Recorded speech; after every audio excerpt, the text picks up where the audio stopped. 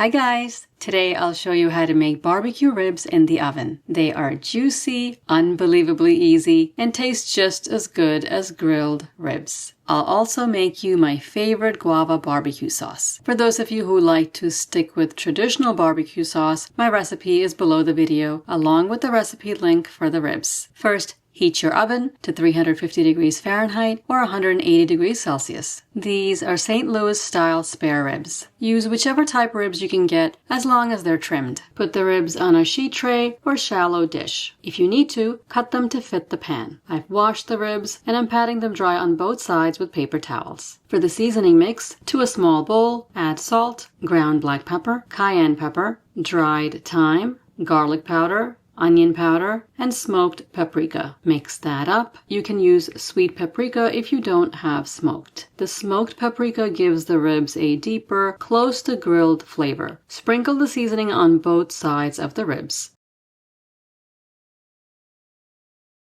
Pat the seasoning on so it adheres to the meat. To get that smoky flavor, you can also add liquid smoke. With gloves on, rub half to 1 teaspoon on the ribs before seasoning.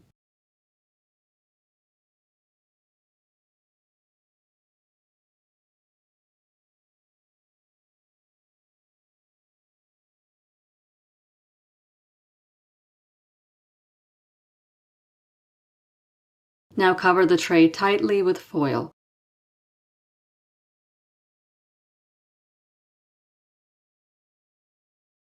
Cook in the heated oven for 90 minutes. No need to check on them at all. While the ribs are cooking, I'll make the sauce. This is guava paste that comes in a block. I couldn't stop eating guava products after I visited Puerto Rico last year. Chicken wings with guava sauce was one of the best wings I've ever had, so I just had to recreate the sauce at home. We'll need ketchup, soy sauce, apple cider vinegar, lime, ginger, garlic powder, onion powder, and a little water. Squeeze the lime and grate the ginger.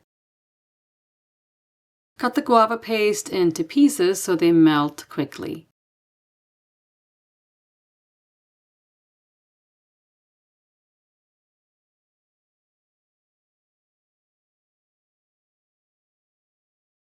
I could eat this by itself. It is sweet and delicious. Put the guava in a small saucepan. Add the water, apple cider vinegar, ginger, garlic powder and onion powder, soy sauce, ketchup, and lime juice. Stir, cover, and cook on medium-low heat until the guava pieces melt.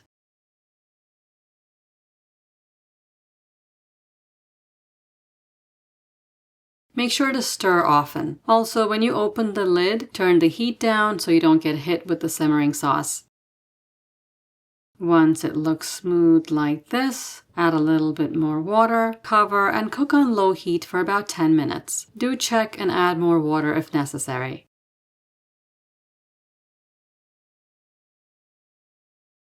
The sauce is thick and cooked nicely. You can taste the ginger, but it's not raw and sharp. It's sweet and a little tangy from the lime juice and vinegar. Since the ribs are already seasoned with a lot of spices, including black pepper and cayenne, I don't like to add extra heat to the sauce. I made a small amount here, but this recipe is easily doubled or tripled. With the block of guava paste, you can make 3 times the amount of sauce I just made. After 90 minutes, take the ribs out of the oven and pull the foil off carefully. You don't want to get a steam burn. I've eaten these ribs without sauce and they are delicious. Put barbecue sauce on and gently spread all over the top and the sides with a spoon. You don't want to brush away the seasoning, so it is best to use a spoon. By the way, if you don't want to make your own sauce, there are plenty of good options at the supermarket.